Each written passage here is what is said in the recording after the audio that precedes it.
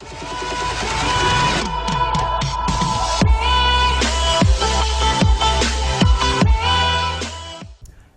स्वागत आप सभी का हमारे यूट्यूब चैनल संस्कृत सरस्वती पर। मैं राम कुमार शास्त्री आप सभी संस्कृत प्रेमी अनुरागियों का हार्दिक स्वागत और अभिनंदन करता हूं। प्यारे साथियों, हम जो कुछ भी यूट्यूब चैनल के माध्यम से पढ़ रहे हैं, बार बार आप कहते हैं कि हमें इसके नोट्स वगैरह चाहिए, ऑनलाइन व्याख्या चाहिए, टेस्ट सीरीज चाहिए।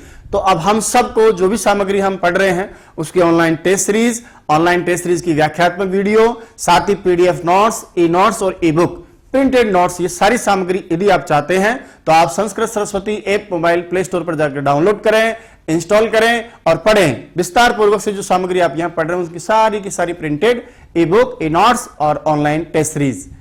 आज का वीडियो हम देखते हैं। वीडियो के अंत में आप मुझे जरूर बताइएगा आज का वीडियो कैसा लगा। कमेंट्स बॉक्स में आप कमेंट्स करके जो लिखते हैं उससे मुझे और ऊर्जा मिलेगी और बेहतर हम आगे सीखते रहेंगे। बहुत बहुत धन्यवाद। चलिए क्लास प्रारंभ करते हैं। शुक्लां ब्रह्म विचारि सारि परिमां आद्यां जगद्व्यापिनीं वीणा पुस्तकधारिणीं अभयदां जाड्यान्धकारापहां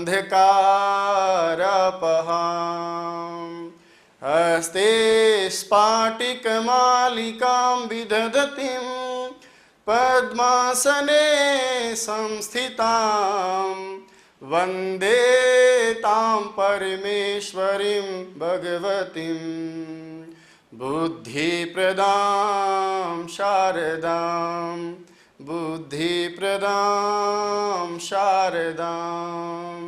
अब इसके बाद सबसे जो पहले संधि का प्रसंग आता है उसका नाम अपने योग विशिष्ट, यानी योग मात्र में वर्णों के योग होने मात्र में होने वाली संधियां।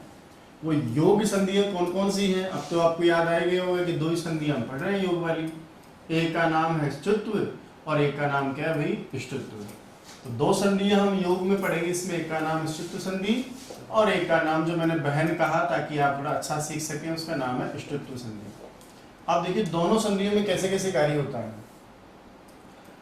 कैसे कैसे आदेश विकार आदि कार्य होते हैं, वो हम देखेंगे। तो दोस्तों सबसे पहले हम जिस संधि का अभ्यास करने जा रहे हैं उस संधि का नाम है नंबर 1 ष्टुत्व संधि। संधि का नाम क्या है भाई? ष्टुत्व संधि। और याद कीजिए, मैं बार बार आपसे कह रहा हूं कि जैसा संधि में काम वैसा संधि का नाम, या यूं कह लीजिए कि जैसा संधि का नाम वैसा संधि में काम। कैसे किया जाएगा इसमें काम? तो जैसे हमने साहब इसमें जो शब्द पढ़ा है उस शब्द का नाम है इच्छु, है ना। ये देखिए साहब, इसमें शब्द का नाम क्या है? इच्छु। और इच्छु का मतलब है कि इसमें एक तो तालव्य श बनाया जाएगा, है ना, और एक चू दिया है, इसका मतलब इसमें चू बनाया जाएगा। अब तालव्य श तो साफ साफ दिख रहा है, आप समझ गए होंगे कि एक आदेश तो किसी अक्षर के स्थान पर तालव्य श किया जाएगा और एक चू किया जाएगा। चू का मतलब तो आप मुझे बताइए, याद आएगा आपको चू का मतलब? चू का मतलब होता है च वर्ग, और च वर्ग में बताइए अक्षर कितने होते हैं? 5। च, छ, ज, झ, य, यानी 5 अक्षरों को बनाया जाएगा और या तालव्य श बनाया जाएगा। तो किसी भी वर्ण के स्थान पर तालव्य श बनाना या च, छ, ज, झ, य बनाना, बताइए कौन सी संधि का कार्य है, कौन सी संधि में कार्य है? तो आपका जवाब हो जाएगा ष्टुत्व संधि का कार्य है। बोला ष्टुत्व संधि करने वाला जो सूत्र है उस सूत्र का नाम क्या है? तो सूत्र का नाम है दोस्तों स्तोहो, इश्चुना, इश्चुः, स्तोहो, इश्चुना, इश्चुः। मैं आपसे कह रहा था कि अपने यहाँ इस लेवल पर सीटेट और रेट या कोई सा भी राज्य का टेट एग्जाम हो, वहां पर कभी भी सूत्र नहीं पूछता है आपसे। वो आपसे केवल सूत्र की प्रसंग वर्त जो अर्थ होता है उसको पूछेगा और उस संधि सूत्र के द्वारा जितने भी उदाहरणों में कार्य किया जाता है वो आपसे कार्य पूछेगा। इसलिए मैंने भी ज्यादा टारगेट इसको किया नहीं है, हालांकि अर्थ हम इसी का पढ़ते हैं। अर्थ जो विस्तार करते हैं वो वास्तव में सूत्र का ही करते हैं, लेकिन उसको अपनी सीधी भाषा में थोड़ा सरल रूप में हम सीखने का प्रयास करते हैं। तो आइए, सूत्र का अर्थ क्या है? तो याद रखिएगा, सूत्र में कहा कि स्तो हो यानी दंत से और तवर्ग दिया है। चूना का मतलब है सकार और चवर्ग के साथ आए। स और चू का मतलब है तालव्य शकार और चवर्ग हो जाता है, लेकिन होता कैसे कैसे है? अब इसको देखिएगा, कहा कि दंत स और त वर्ग का योग किस किस का, दंत स और त वर्ग का योग, योग का मतलब आगे या पीछे, चाहे वो आगे हो इससे पहले भी हो सकते हैं या फिर प्लस के बाद भी। अब एक ही जगह लिखेंगे हम, जैसे उदाहरण के लिए या सीखने के लिए कि तालव्य श हो या फिर त वर्ग हो और उसके आगे या पीछे कौन हो, तालव्य श और च वर्ग हो। तो दंत स और त वर्ग का योग तालव्य श और च वर्ग के पांचों अक्षरों में से किसी के साथ भी हो जाए तो क्या करेंगे हम, तो याद रखिएगा तालव्य श के स्थान पर और त वर्ग के स्थान पर भी संधि करते समय दंत स को हम बनाएंगे तालव्य श और ये जो आपका त वर्ग है वो बताइए किस में कन्वर्ट हो जाएगा, च वर्ग में। तो सूत्र का अर्थ यही है या इस संधि का नियम यही है कि दंत स और त वर्ग के किसी भी अक्षर के साथ में यदि तालव्य श और च वर्ग का कोई सा भी अक्षर आ जाए या चाहे आगे आए चाहे पीछे आए तो आप दंत स के स्थान पर तो क्या ले आएंगे, तालव्य श ले आएंगे और त वर्ग का जो अक्षर है उसकी जगह कौन से वर्ग का अक्षर आ जाएगा, च वर्ग का। मैं इस चीज को थोड़ा और उधेड़ने का प्रयास करूं संधि में, इस नियम को थोड़ा और विस्तार देने का प्रयास करूं कि इसमें वास्तविक रूप से वर्णों की स्थिति क्या हो जाती है। तो आइए हम इसको भी सीख लेते हैं। जैसे उदाहरण के लिए मैंने अभी आपसे कहा कि स वर्ण हो, ये भी चलेगा और स वर्ण के साथ साथ बताइए त वर्ग में कितने अक्षर आएंगे, 5 आएंगे ना, त थ द ध और ये कौन सा है आपका न। तो ये आपके कुल मिलाकर कितने अक्षर हो गए भाई, 5। एक तो वर्ग के अक्षर हो गए 5 और एक आपका स हो गया। इनमें से कोई सा भी एक अक्षर हो आपके पास, चाहे वो प्लस से पहले हो चाहे प्लस के बाद हो, और उसके बाद में आपके पास किसी भी 6 अक्षर का योग तालव्य षकार के साथ भी हो सकता है या फिर इन 6 अक्षरों में से किसी भी अक्षर का योग आगे पीछे च वर्ग के जो 5 अक्षर हैं च, छ, ज, झ और पंचम जो वर्ण है उसका नाम क्या है, य। इन 5 अक्षरों में से किसी भी अक्षर के साथ हो जाए तो फिर ध्यान रखिएगा इन 6 वर्णों के स्थान पर भी आपको 6 वर्ण आदेश करने हैं। कौन कौन से, तो दंत स के स्थान पर तो आएगा तालव्य श, ध्यान रहे, है ना। और उसी तरह से त वर्ग के 5 अक्षरों के स्थान पर 5 ही स्थानीय है, 5 ही हमारे पास आदेश है। तो त वर्ग के स्थान पर आप किसको बुला रहे हो, च वर्ग को। ये लीजिए च वर्ग के अक्षर कौन कौन है, च, छ, ज, झ और एक अक्षर कौन सा है, पंचम य। लीजिए साहब क्रम से आप ये आदेश यहाँ कर लेंगे, यानी त के स्थान पर च, थ के स्थान पर छ, द के स्थान पर ज, ध के स्थान पर झ और न के स्थान पर क्या हो जाएगा, य। याद कीजिए मैंने आपको यण संधि के प्रश्न में एक चीज बताई थी और आपसे कहा था कि इसको ध्यान रखिएगा, जितने स्थानीय हो और उतने ही आदेश हो। स्थानीय का मतलब जिसके स्थान पर आप संधि करने वाले हो, जैसे आप किसको बनाने वाले हो तो दंत स और त वर्ग को कुछ करने वाले हो, जो आदेश हो जाता है वो आपका आदेश कहलाता है। जैसे स को आपने श किया, त वर्ग को आपने च वर्ग किया। मैं आपसे कहूँगी स और त वर्ग में कितने अक्षर हैं, 6। इनका योग भी किसी न किसी अक्षर में से कितने अक्षरों में से हो सकता है, 6 में से। तो 6 के स्थान पर आदेश भी कितने कर रहे हैं आप, 6। जितने स्थानीय हैं और उतने ही आदेश हो। तो मैंने आपसे कहा था कि जैसे इक के स्थान पर यण होता है, 4 इक है उनके स्थान पर 4 यण हैं, तो वो क्रम से हो जाते हैं। इसलिए स पहला है तो पहले के स्थान पर पहला, त वर्ग में पहला त है तो उसकी जगह च, दूसरा थ है उसकी जगह छ, द तीसरा है तो उसकी जगह तीसरा ज, ध चौथा है उसकी जगह चौथा झ और न 5वां है इसलिए उसकी जगह 5वां य वर्ण हो जाता है। याद कीजिए उस नाम का था कि जितने स्थानीय हो यदि उतने ही आदेश हो तो ये सारे के सारे आदेश यथा संख्यम अनुदेश समानाम, यानी ये आदेश कैसे होते हैं, क्रमशः हो जाते हैं। क्रमशः का मतलब है पहले के स्थान पर पहला, दूसरे के स्थान पर दूसरा, तीसरे के स्थान पर तीसरा, इस प्रकार से आदेश हो जाते हैं। ठीक है, तो क्या सीखे हम कि दंत स और त वर्ग का योग तालव्य श और च वर्ग के साथ हो तो इन 6 वर्णों के स्थान पर इनके साथ होने पर इनकी संगति हो गई, एक तरह से इनके साथ आगे विचारे। जैसे श के साथ में मान लो श आ गया, श के साथ में च भी आ सकता है, स के साथ में छ भी आ सकता है, स के साथ में झ भी आ सकता है। तो जो करना है वो किसको करेंगे, दंत स को, तालव्य श बनाएंगे। जरूरी नहीं है कि इसी का योग हो, इनमें से कोई अक्षर हो, इनमें से भी कोई हो सकता है। जैसे त के साथ श भी आ सकता है, त के साथ च भी आ सकता है, थ के साथ भी च आ सकता है, न के साथ भी ये आ सकता है, न के साथ भी श आ सकता है। यानी इनमें से कोई एक और इनमें से कोई एक आगे हो या पीछे हो। तो जो करना है वो करेंगे इन 6 अक्षरों को। जो भी हम दूसरा वर्ण लेकर आएंगे वो लेकर इनके स्थान पर आएंगे, इनके स्थान पर। और मैं सीधा कहूँ अपनी भाषा में, तो जब इन 6 वर्णों का साथ इनमें से किसी एक वर्ण के साथ हो जाता है तो याद रखिएगा ये वर्ण भी इनके जैसे ही हो जाते हैं। उदाहरण से हम समझते हैं, आगे बढ़ते हैं चर्चा को। सामान्य नियम है, सूत्र है, बोस्तो सुना इश्चु है। अब चलो उदाहरण कैसे संधि कार्य में सब होता है। जैसे उदाहरण के लिए लिखा है सबसे पहले रामस प्लस शेते। क्या है? रामस प्लस शेते। राम शब्द से प्रथमा एक वचन में सु प्रत्यय आता है और उसमें स बसता है। स्थिति हो जाती है शब्द की आपकी रामस, और उसके बाद में हमने क्या लिखा है? शेते। क्या लिखा है हमने? शेते। जैसे रामस प्लस शेते। अब बताइए साहब, यहाँ पर आपका प्लस से पहले पूर्ववर्ण कौन है? दंत श है, और परवर्ण कौन है? तालव्य श है। इन दोनों का योग हुआ।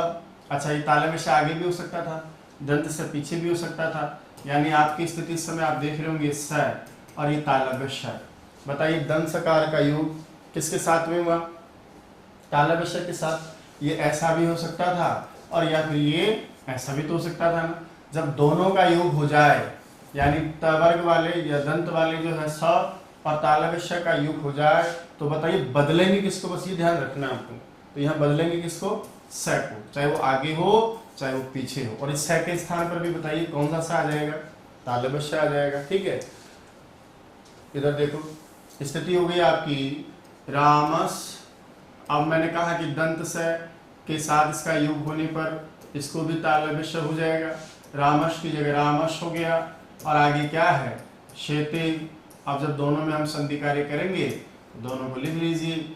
आधे स्थान है, यहाँ आपका स्थान आधा है ना, भाई हलंत है ना, तो इसके स्थान पर हलंत आएगा। आधे शय को ऐसे भी लिखते हैं, और ये देखिए आपका जो संधि रूप बनेगा वो हो जाएगा रामश्यते। हालांकि अन्य संधि कार्य करने पर जब आगे ये रहे विसर्ग संधि के प्रसंग में, तो अन्य संधि कार्य भी यहाँ देखने को मिलते हैं। विसर्ग का विसर्ग भी रह जाता है, ऐसे कार्य भी अब हम दिखते हैं। और देखिए बाकी इसी प्रकार से राम की जगह मान लीजिए हरि शब्द होता, मैंने लिखा हरीश प्लस शोभते। हरीश प्लस शोभते। अब देखिए इधर वो दंत स, इसका योग हुआ तालव्य श के साथ। तालव्य श के साथ होने पर दंत स को भी क्या बनाएंगे? तालव्य श बनाएंगे। और आपका बताइए रूप क्या बन जाएगा? ये देखिए दंत से चला गया, तालव्य शकार आया, आधे वर्ण के स्थान पर आधा व्यंजन वर्ण आएगा, और आगे बताइए क्या लिखा है? शोभते। तो ये देखिए हरीश प्लस शोभते, हरीश शोभते, ऐसा रूप बन जाएगा। इसी प्रकार से साधुष प्लस शोभते। क्या लिखा मैंने? साधुष प्लस शोभते। वही दंत स, और उसका बताइए वो किसके साथ हुआ? तालव्य श के साथ। तो दंत स का तालव्य शकार के साथ योग होने पर दंत सकार भी किस में कन्वर्ट हो जाएगा? तालव्य शकार में। तो साधुष की जगह साधुष, और आगे वापस क्या मिला देंगे? शोभते, और आपका रूप बन जाएगा साधुष शोभते। अब जरूरी नहीं है कि दंत सकार का योग केवल तालव्य शकार से ही हो, यहाँ चवर का कोई अक्षर भी हो सकता है। आइए ऐसे उदाहरणों को भी हम सीखते हैं। जैसे कस प्लस चित्त। क्या लिखा मैंने? कस प्लस चित्त। अब देखो यहाँ दंत सकार है ना, दंत सकार के साथ में कौन से वर्ग के अक्षर का योग हुआ? च वर्ग का अक्षर है, पहला अक्षर आ गया। तो च वर्ग का साथ के साथ यदि दंत सकार का योग हो जाता है, दंत सकार का च वर्ग के साथ योग हो जाता है, तो बताइए स कौन से वाले स में कन्वर्ट हो जाएगा? तालव्य श में। यहाँ ता वर्ग होता तो किस में कन्वर्ट होता? च वर्ग में। जो भी करना है वो दंत स और ता वर्ग को ही करना है, इस बात का ध्यान रहे। अब बताइए इस च वर्ग के साथ तो हमेशा कौन सा वाला स आएगा? तालव्य। तो श की जगह तालव्य शकार, आधे की जगह आधा, और ये आगे लिखेंगे हम चित। देवनागरी भाषा में से लिखा जाता है, मात्रा यूं ली जाती है, इसलिए हमने लिख दिया कश्चित। और देखिए बहुत ही सीधा उदाहरण है, आया भी आपकी परीक्षा में। कस प्लस च, कस प्लस च। वही दंत सकार का योग तालव्य सकार के साथ हुआ। और बताइए दंत सकार के स्थान पर तालव्य स हो जाएगा। ये लिखा मैंने कस की जगह कश, और आगे क्या है च, बराबर क्या बन गया कश्च। इसी प्रकार से चंद्र प्लस चंद्र प्लस शशि, चंद्रस प्लस शशि। मान लो मैं इसको जोड़ना चाहता हूँ, संधि कार्य करते समय स मिला, दंत सकार का योग हुआ तालव्य सकार के साथ, और ये देखिए जोड़ दिया मैंने, क्या हो गया चंद्रश शशि, चंद्रश शशि। ठीक है, इसी प्रकार नारद ने क्या दिया साप दिया, नारद ने क्या दिया शाप दिया।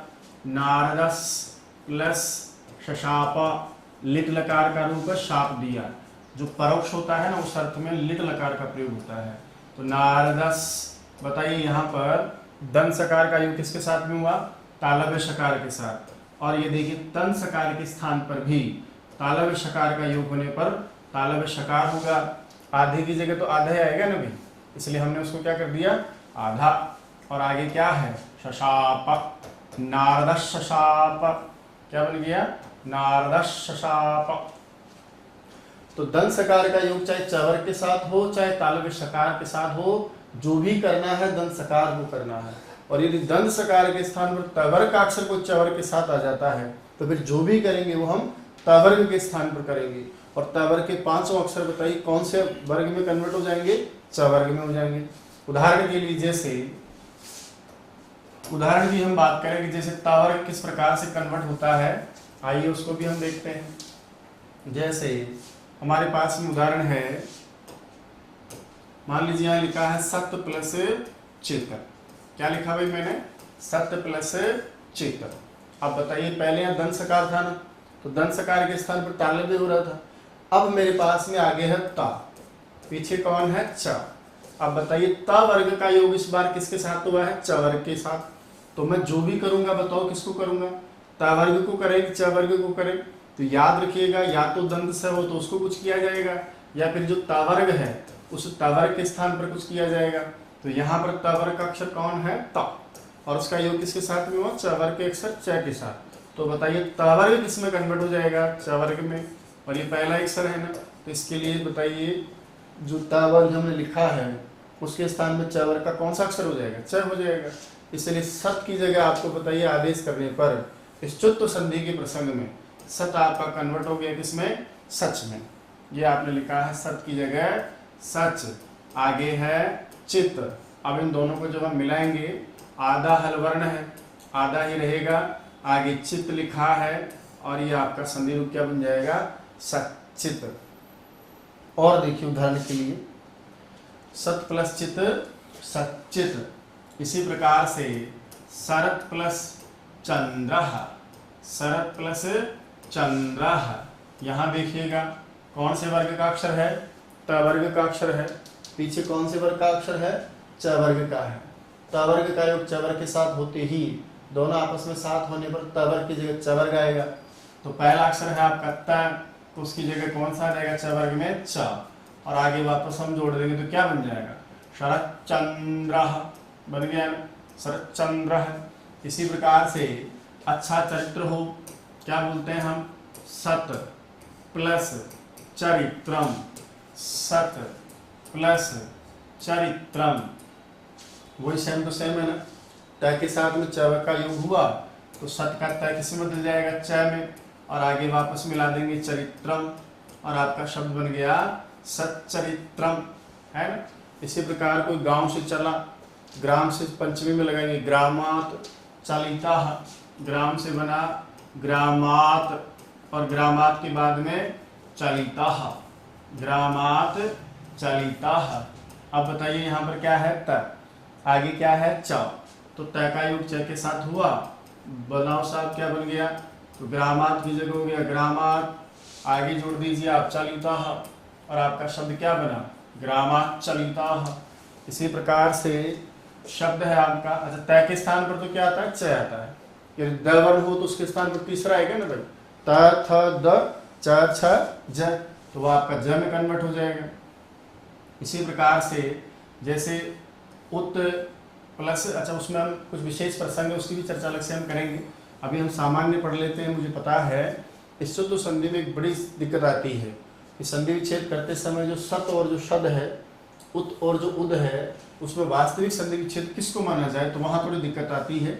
उसकी चर्चा में मैं आपके साथ करूँगा। अभी आगे देखिए बात, जैसे मैंने कहा कतिचित प्लस जनाह, कतिचित प्लस जनाह। अब किन्हीं किन्हीं स्थानों पर, जैसे यहाँ कौन से वर्ग का अक्षर है, त वर्ग का, ये कौन से वर्ग का अक्षर है, च वर्ग का। अब बताइए त वर्ग के स्थान पर भी क्या होना चाहिए, च वर्ग। यहाँ अक्षर क्या लिखा है, त, और त की जगह वैसे तो क्या आना चाहिए, च आना चाहिए। लेकिन हकीकत में क्या होता है कि इस चतुर्थ संधि के प्रसंग में दो संधियां और साथ चलती हैं। कहीं कहीं जस्तु संधि का कार्य भी होगा, वो क्या करेगी, पहले वर्ण के स्थान पर पहले तीसरा कर देगी। और कभी कभी क्या होता है, तीसरा वर्ण हो तो पहले चतुर्थ संधि में उसको पहला अक्षर हो जाता है। जैसे यहाँ क्या होता है, जस्तु संधि का प्रसंग होने के कारण जो कतिचित का त आप पढ़ रहे हैं उसको हालांकि द करके भी हम संधि कार्य कर सकते हैं, पर कई बार ऐसा आ जाता है परीक्षा में, तो तय के स्थान पर पहले यहाँ क्या होता है, द होता है।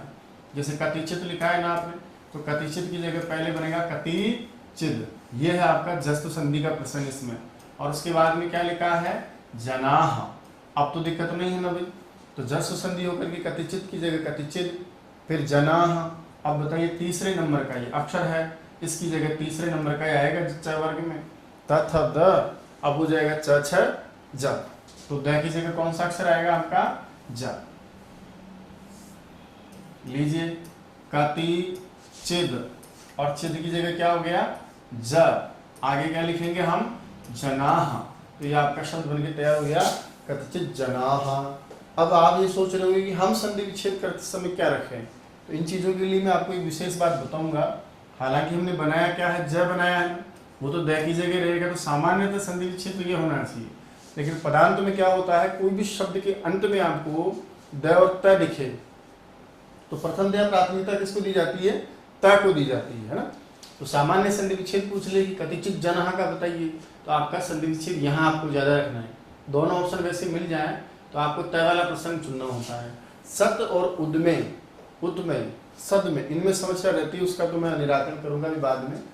आगे बढ़िए साहब, जैसे उद प्लस ज्वालाह, उद प्लस ज्वालाह।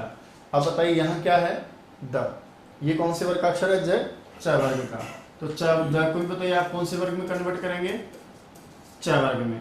च वर्ग में बताइए तीसरा अक्षर कौन आएगा, ज। तो उद की जगह क्या हो जाएगा, उज, और आगे वापस क्या जुड़ जाएगा, ज्वालाह, और आपका शब्द क्या बन जाएगा, उज्ज्वलाह। ये शब्द संधि के हिसाब से तो महत्वपूर्ण है ही है। इसके अलावा ये आपका शुद्धि अशुद्धि का भी टारगेट होता है। कई बार मैंने देखे हैं परीक्षाओं में इस प्रकार से आपको लिख के दे देता है और कहता है कि बताइए भैया संधि में या सामान्य शब्द में शुद्ध रूप कौन सा है। तो इसको वैसे भी आप सीखें कि जब हलंत द के स्थान पर आप ज लेकर के आ रहे हो तो यहाँ आधा ही तो दिखेगा। इस तरह से ध्यान रखिएगा कि दो ज व के साथ संयुक्त रूप से मिले हुए होते हैं, वही रूप आपका साधु माना जाएगा। और देखिए जैसे तद प्लस ज्ञानम, तद प्लस ज्ञानम। अब यहाँ थोड़ा विशेष आप देखेंगे सीखेंगे, क्योंकि यहाँ साक्षात आपको चवर का अक्षर इस समय नहीं दिख रहा होगा, लेकिन यदि आपने इस शब्द को, इस वर्ण को गौर से देखा और सीखा है ना, तो अब आप देखिए जय में हकीकत में स्थिति क्या है। तो यहाँ मैं इसका थोड़ा विग्रह कर रहा हूँ ताकि आप समझ जाओ। इस ज्ञ का निर्माण आपको याद होगा, हम एक अक्षर से बनाते हैं ज, और एक आपका अक्षर होता है यह, और उसके बाद में क्या मिला हुआ है, आन, यानी ज और यह मिलकर ज्ञ बना, ज्ञ में आ मिला तो क्या बना होगा। अब देखिए साहब, ये मिल गया आपको त वर्ग का अक्षर और ये मिल गया आपको च वर्ग का अक्षर। तो च वर्ग का योग त वर्ग हुआ ना आपस में। तो बताइए द के स्थान पर क्या आएगा, ज। अब जैसे आप द को ज बनाओगे तो आपका शब्द हो गया तद की जगह तज, तथ द। च वर्ग में कन्वर्ट करोगे तो च छ ज, और आगे क्या लिखा है, ज्ञानम, और आपका ये शब्द बनके तैयार हो गया तस् ज्ञानम। बात समझ में आई क्या। जो ज्ञ है वह आपके दो वर्णों के योग से बनता है, ये संयुक्त अक्षर है। इसमें पहले क्या है, ज, उसके बाद क्या है, य। तो जब तवर का अक्षर आपने द देखा, उसका योग चवर्ग के अक्षर ज के साथ हुआ तो तवर्ग के द को भी आप चवर्ग में कन्वर्ट कर लें, क्योंकि आपका टारगेट पूरा हो गया ना, योग तो हो गया है दोनों का। तो फिर द के स्थान पर तीसरा क्या आया, ज, इसलिए आपका शब्द बना है तस् ज्ञानम। इसी प्रकार मान लीजिए बहुत बड़ा ज्ञान हो, महत शब्द है, उसका रूप लिखा मैंने महद, आगे है ज्ञानम। अब बताइए साहब, यहाँ पर वही सेम स्थिति हो जाएगी, यहाँ पर भी सेम हो गया ना आपका। तो द के स्थान पर तीसरा लाएंगे, ज का योग हो गया तो महद की जगह क्या हो जाएगा, महाज, और आगे क्या है, ज्ञानम बराबर महज ज्ञानम। भर्तृ ने नीति शतक में श्लोक लिखा है, यदा किंचित ज्ञोहम द्वीप विमदांधः संभवम, यदा किंचित ज्ञोहम, मन तो महद प्लस ज्ञानम का तो आपने क्या बनाया है, महज ज्ञानम। उस शब्द की भी यदि मैं चर्चा करूं, यदा किंचित ज्ञो लिखा है वहां पर, किंचिद प्लस ज्ञः, किंचिद प्लस ज्ञः, देखो सेम टू सेम चल रहा है प्रोग्राम है। तो यहाँ पर भी किंचिद, उस किंचिद के अंत में क्या देख रहे हैं आप, द के स्थान पर सुत्तों में करेंगे, च वर्ग में क्या आएगा, ज, और आगे क्या लिखा हुआ है, ज्ञः। पढ़ के देखो आप इसको, क्या बन गया, किंचित ज्ञः, यदा किंचित ज्ञोहम। तो इस प्रकार से संधि कार्य में द के स्थान पर ज कार्य हो जाएगा। गे में विशेष सावधानी रखें क्योंकि हमको दिखाई नहीं देता, छुपा हुआ प्रोग्राम होता है, ठीक है। आगे बढ़ो साहब। इसी प्रकार से सूत्र संधि में कुछ और भी बहुत प्यारे प्यारे और विशेष उदाहरण हैं। जैसे पांचवें के मान लो पांचवा अक्षर आ जाए तो पांचवें वर्ण के स्थान पर कौन सा आदेश करेंगे, हम पांचवा ही करेंगे ना। अच्छा, इधर आपने देखा होगा कुछ और अक्षर भी आ सकते हैं, जिससे मैं इसी में ले लेता हूँ। कोई बहुत बड़ी झंकार है, शब्द है महद, और उस प्रकार से झंकार शब्द होता है आपका झंकार, महद प्लस झंकार। बताइए द है, कौन से वर्ग में आता है, त वर्ग में, ता था द। आगे अक्षर आप देख रहे हैं झ, और झ बताओ कौन से वर्ग में आता है, च वर्ग में, च छ ज झ। तो आगे च वर्ग का योग हुआ, द बताओ आपका बदलेगा कौन से में, च वर्ग में, और द के स्थान पर वही आपका आ जाएगा ज। तो आपका शब्द बनेगा महद तथा द च छ ज, और आगे क्या है, झंकार, महद प्लस झंकार इति महझंकार। और देखिए पांचवें की जगह कौन सा अक्षर आएगा भाई, पांचवें आएगा, हम पांचवें लेकर आते हैं। चलिए जैसे उदाहरण के लिए सारंगीन ग्रंथकार ने लिखा है वही लेते हैं, सारंगीन प्लस जयाह, सारंगीन प्लस जयाह, कौन से नंबर का अक्षर है, पांचवा। ये तावर्ग का ता था द पांचवा है। आगे चवर्ग का अक्षर मिल गया ज, तो तावर्ग के अक्षर को चवर्ग में कन्वर्ट करोगे तो पांचवें की जगह पांचवा ही आएगा। बताओ त थ द न और च छ ज झ य, तो यहाँ पर न किस में कन्वर्ट हो जाएगा, य में। बना लीजिए साहब इसको आप, सारंगीन की जगह आप देखेंगे तो आपका शब्द हो जाएगा सारंगीन जयाह, सारंगीन जयाह। इसी प्रकार से महान जय हुई किसी की, लिखा है मैंने जैसे महान प्लस जयाह, महान प्लस जयाह, मिलाते हैं साहब। महान के न को क्या हो जाएगा, हिया, च छ ज ज या, और आगे क्या हो गया, जयाह, महान जयाह। शत्रुओं को जीतता है, किसको जीतता है, शत्रुओं को जीतता है, शत्रुन। आगे है जयती।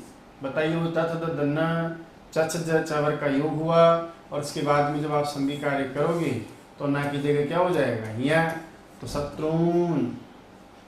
और इसके बाद में क्या हो गया, जयाह, क्या बन गया, शत्रुन जयाह बन गया। इसी प्रकार से संधि कार्य के प्रसंग में कुछ विशेष उदाहरण पांचवें अक्षर के साथ और आपने देखे होंगे। आइए साहब उनकी भी चर्चा कर लेते हैं। जैसे मेघदूत में लिखा है याचा मूघा वरम अधिगुणे नाद में लब्ध कामा, लिखा है वहां याच प्लस ना। बताइए आगे चला गया, इस बार चेंज हो गया ना भाई। जरूरी तो नहीं कि पीछे ही मिले चवर का अक्षर या आगे ही मिले तवर का अक्षर। ये देखिए पहले न पहले मिल रहा था, अब की बार पीछे मिला, लेकिन दोनों का क्या होना जरूरी है, योग है। चाहे च प्लस न हो या फिर न प्लस च। अब इसको देखो हम कैसे करेंगे, चवर्ग का और तवर्ग का योग हो गया, जो भी करेंगे वो तवर्ग के अक्षर को ही करेंगे। कौन है तवर्ग का अक्षर? न। और बताइए कौन है इधर? चवर्ग का अक्षर। अब न के स्थान पर चवर्ग लाएंगे तो तथ ददन, और उधर आएगा पांचवा च से जज है य, ये साहब लिया हम, तो आगे तो रहेगा याच, और हमने स्तुत संधि में तवर्ग की जगह बुला लिया किसको? चवर्ग के अक्षर को, पांचवें की जगह पांचवा। अब बताइए आपका शब्द क्या बन गया? याचा। परीक्षा में मैंने अक्षर देखा है, यहाँ संधि रूप करते समय वो आपको इस प्रकार का शब्द देता है, ध्यान रखें, यानी यहाँ की जगह यांचा बना के देता है। परीक्षा में जब हम ऑप्शन में देखेंगे तो सबसे पहले आपको क्या मिलेगा? यांचा, और चौथे नंबर पे क्या दिखाई देगा आपको? यांचा। तो हम जब याच ना का संधि करते समय पहला ऑप्शन देखेंगे ना यांचा, वही मजा आ जाएगा हमको कि भैया मजा आ गया, बहुत सीधा था, हमने पढ़ा है, लेकिन हमारा ध्यान इस तरफ जाता ही नहीं है कि संधि करते समय हमने च को पीछे ले लिए और इसको आगे ले आए। तो संधि करते समय वर्णों में विकार जरूर होता है, वर्ण जाकर के दूसरा वर्ण जरूर उपस्थित होता है, लेकिन इसका मतलब ये कतई नहीं है कि वर्णों की स्थिति चेंज हो जाए, आगे वाला पीछे आ जाए और पीछे वाला आगे आ जाए। तो इसमें थोड़ी सावधानी आपको बरतनी है। और देखिए राजन शब्द होता है, अन का लोप करने के बाद राज बचता है। स्त्रीलिंग शब्द बनाना चाहे राजा की पत्नी को संस्कृत में क्या लिखें? तो राज प्लस नी। ये देखो यहाँ पर भी चवर का अक्षर आगे गया, तवर का अक्षर पीछे आ गया। चवर को हम कुछ नहीं करेंगे, उसके साथ आने वाले तवर को चेंज करेंगे। पांचवें की जगह कौन सा आएगा? पांचवा। आगे बताइए राज प्लस नी हो गया। अब नी की जगह मैं कर देता हूँ, बताइए पंचम अक्षर कौन सा वाला? ई। अब यदि आप इसको समझ पा रहे हो तो इधर देखिए आप, आगे है ज, पीछे है या, उसमें मिला हुआ है ई। अब मुझे बताइए, आपने पढ़ा था वर्णमाला में कि जब ज और य का संयोग होता है तो कौन सा संयुक्त अक्षर बनता है? ज्ञ। और ज्ञ में ई मिलाओगे तो फिर क्या बन जाएगा? कि। इसका मतलब राज प्लस नी, और जब दोनों को मिलाओगे तो आपका अंतिम रूप क्या बनेगा? राखी, है ना। इसी तरह जो परीक्षा में ऋषि टेट वगैरह में खूब पूछा हुआ सवाल आपका, उसने पूछा है यज प्लस नह, यज प्लस नह, वही सेम टू सेम है ना। न को भी आप क्या करेंगे? य, ज और य मिलेगा, और आपका अंतिम बताओ रूप क्या बन जाएगा? यज्ञः। क्या बन जाएगा? यज्ञः। ठीक है। तो स्तुत संधि के प्रसंग में जब भी हमको तवर्ग और चवर्ग का साथ में कोई योग दिखे तो निश्चित रूप से तवर्ग का अक्षर बताइए किस में कन्वर्ट हो जाएगा? चवर्ग में कन्वर्ट हो जाएगा। अब इस संधि के प्रसंग में और उदाहरण भी पढ़ेंगे हम। इस संधि के प्रसंग में दो शब्दों को लेकर बड़ी समस्या आती है। एक शब्द का नाम है उत या उद, एक शब्द का नाम है सत या शब्द, और ये बड़ी दिक्कतें आती है। जैसे उदाहरण के लिए मान लो मैं लिखूं, भाई अभी मैंने आपसे कुछ कहा नहीं है, सिखाया भी नहीं है, मान लो मैं कह दूं कि भाई साहब परीक्षा में आपको पूछ ले कि बताइए सज्जन का संधि विच्छेद, और पढ़ते समय आपको पता है कि किसी भी रूप में मैं आपको लिखूं, जैसे मैं लिख दूं सत प्लस जनाह, और आप उसको बना लेते हैं, पता है विख्यात है इसलिए हम बता भी देते हैं। मैं आपसे कहूंगी सत प्लस जनाह में क्या बनेगा, तो आप बना लेंगे सज्जनाह। तवर्ग के अक्षर का चवर्ग के साथ योग हुआ, पहले तय को द बनाया जाता है, उसके बाद में उसको ज बना लेंगे। उसी प्रकार से उद प्लस चारणम, ये भी मैं आपसे पूछूं तो आप मुझे बता देंगे, क्योंकि हमारा व्यवहार का शब्द है, हम इसको कई बार बोलते हैं कि उद प्लस चारणम, तो पहले द को तय बनाया जाता है और फिर तय के स्थान पर चवर्ग हो करके उच्चारणम, ऐसे शब्द बनते हैं। लेकिन दिक्कत कब आती है? जब परीक्षा में हमसे ये पूछ ले कि बताओ भैया सज्जन का संधि विच्छेद क्या होगा, फिर हमें यार कि इसमें सत रखें कि शब्द रखें, उच्चारणम का संधि विच्छेद बताइए, तो दिक्कत आती है कि उद रखें कि उत रखें। इसके लिए दोस्तों हम एक सार्वभौमिक नियम पढ़ने जा रहे हैं। क्या नियम है उसको देखिएगा इधर, कि जब भी परीक्षा में ऐसा कोई संशय आ जाए कि बताइए इन दोनों में सही क्या है, एक तो है आपका कौन? सत, और उसके साथ में कौन है? सद। दूसरा जो आपकी परेशानी होती है उसमें आप कौन सा पढ़ते हैं? उत या फिर क्या हो? उद। तो जब इन दोनों में संशय हो, और केवल स्तुत संधि के लिए विशेष प्रॉब्लम है ना, बाकी तो समस्या आती ही नहीं है, तो इसको हम कैसे सॉल्व करें? तो ध्यान से सुनिएगा।